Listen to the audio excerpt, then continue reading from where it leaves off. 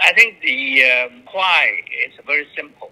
If you look at what has happened in the past 2 years, particularly in 2019, where we have all sorts of violence in the streets, and the rioters were actually even rushed, and then they attacked our legislative council building, and then they occupied the whole building for quite a while before the police moved in. And that's one thing triggered by the so-called mutual destruction theory put forward by Professor Dai Ting. And what they were trying to do was to seize power from Hong Kong SAR. They have actually colluded with outside forces like the United States in order to overturn the administration in Hong Kong, and they were saying publicly that they were actually fighting in Hong Kong for the United States, and that was advocated by Apple Daily publisher Lai Chi-ying. That is totally unacceptable in any other countries in the world. Yeah. If you look at all these events that actually took place in Hong Kong, including the 2003, when Mr. Tong was chief executive, he was trying to legislate Article 23 under the Patriots law, that's national security for Hong Kong, but that was overturned by the opposition with mass demonstration on the street. And came 2012, we were trying to introduce national education to Hong Kong, and the opposition parties campaign against it. They have organized all sorts of protections and seized the Legislative Council building. In 2014, they had the so-called Occupy Central movement. And then in early 2016, they had these riots in Mong Kok, a district in Hong Kong, where they have mobilized all sorts of rioters and people smash windows and attacking police, etc. And then in 2019, we had these riots, which was so rampant across the whole city in Hong Kong that we were suffering a lot, both in terms of economic activities, in terms of normal livelihood. So the Chinese government made up its mind and introduced the national security law for Hong Kong. It was actually established and legislated by the National People's Congress Standing Committee on the 30th of June. And that, as you can see, put Hong Kong back to the right track right away.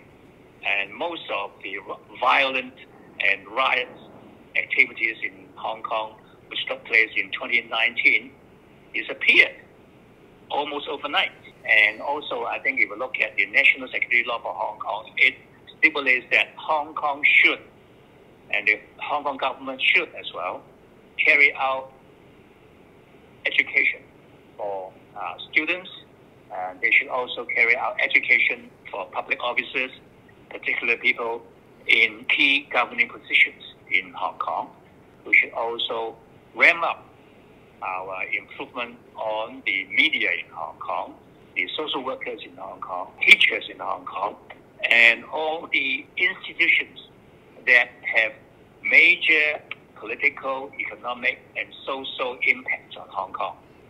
It's very good that the central government takes the initiative to establish framework at the national level. So Hong Kong will have to recognize that this is the authority of the central government. And the central government has also the duty to ensure that the Hong Kong SAR region is one that is governed and administered by patriots. Patriots meaning that you have to respect and love your country. You have to respect and love the Constitution, the basic law, and the the political system in China and in Hong Kong. Mm-hmm. So I think that is why we have to legislate. We have to make amendments to improve and overhaul the current efficient electoral system in Hong Kong.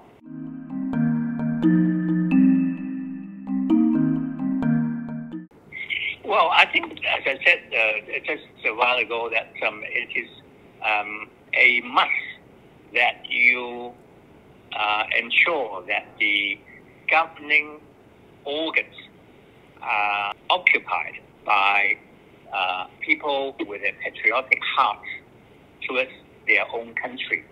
If you have people not patriots and yet they were given the authority, how can you ensure that they will not collude with outsiders and collaborate with outsiders? So I think it's a very natural and very logical thing to do. So I think the legitimacy is that this is a very logical thing, a very basic thing, and it is a fundamental requirement of anyone who wants to be in the governing position. You have to accept the political fact that China is governed by the Chinese Communist Party. You have to accept that China is exercising socialism with the Chinese characteristics. You have to accept the fact that Hong Kong is part of China. I think Hong Kong has to be part of this whole framework. So I think the overall jurisdiction of the Chinese government of Hong Kong is undebatable. It is undisputable. It is a fact you have to accept. So I think the legitimacy of doing this is actually quite natural.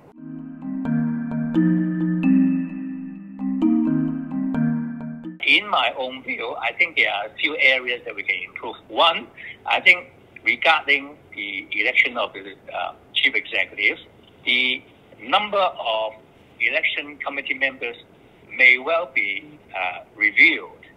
Whether 12,000 can be increased to embrace and include people like the more members of the national CPPCC members of the National Committee, some of the Chinese enterprises in Hong Kong, they could be given more places in the election committee, all right?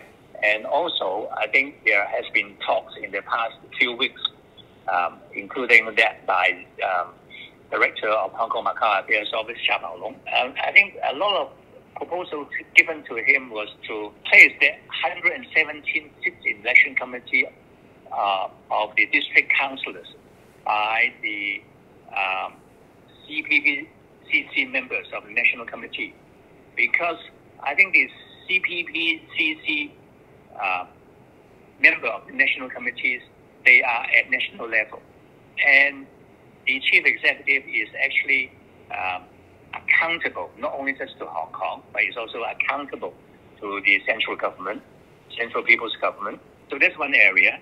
The second area, I think it is the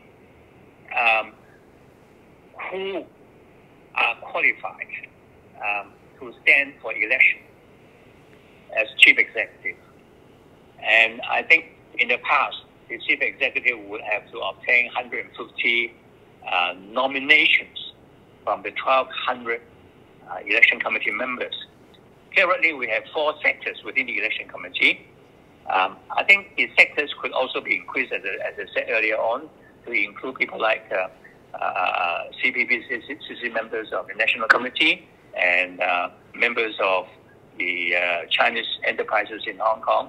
Remember, the Chinese enterprises in Hong Kong now has a very high percentage of Hong Kong market share in terms of Hong Kong's economy. If you look at Hong Kong Stock Exchange portfolio, more than 50%, close to 60% of the companies listed on Hong Kong Stock Exchange are mainland or mainland-related enterprises and companies. And the market capitalization is more than 70%. So how come how come that Chinese enterprises and Chinese companies could not be given more seats in the election committee, in the election of the chief executive? All right?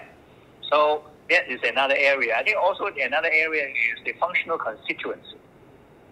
Currently, if you look at the makeup of the functional constituency, for example, the professional sector, you have the engineers, you have the doctors, you have the surveyors and the architects, and you have the IT people, you have the lawyers, etc. These seats are returned by individual votes. And it is no secret that most of these are actually dominated by the opposition parties.